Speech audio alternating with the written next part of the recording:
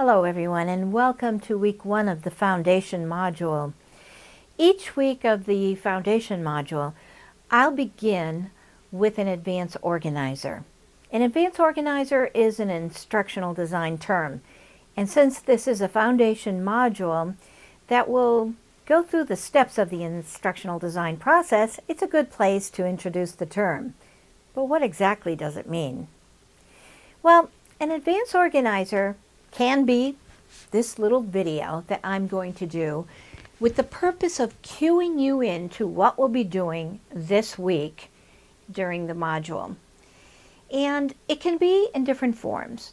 It could be a short little video to introduce a topic, to set the goals of the learning for the students, or it could be in the form of a graphic organizer.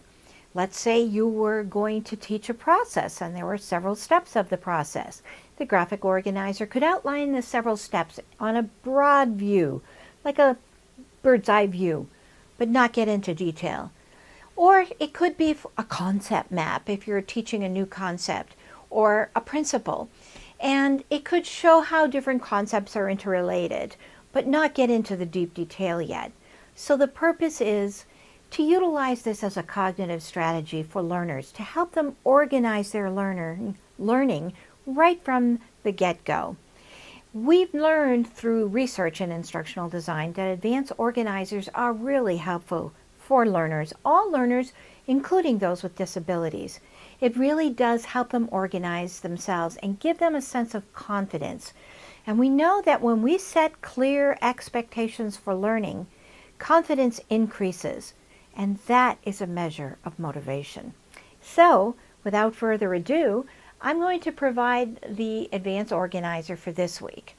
And I also want to mention that all of our instructors for the Design for Learning series will be providing you advanced organizers at the beginning of each week of their instruction.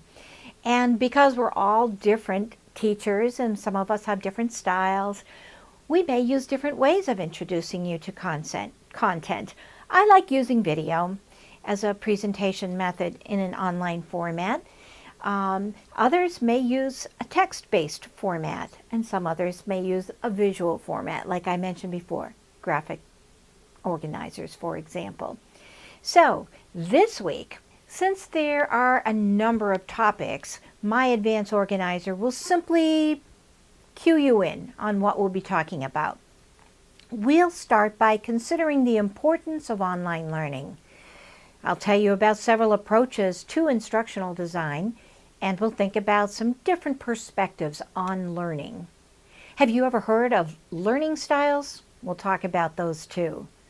And finally, I'll introduce you to principles of Universal Design for Learning, or UDL. There also will be a chance for you to challenge yourself to, for example, terminology related to online learning. Plus there'll be a reflection, and I'll provide some additional resources. So whenever you're ready to begin, let's dig in.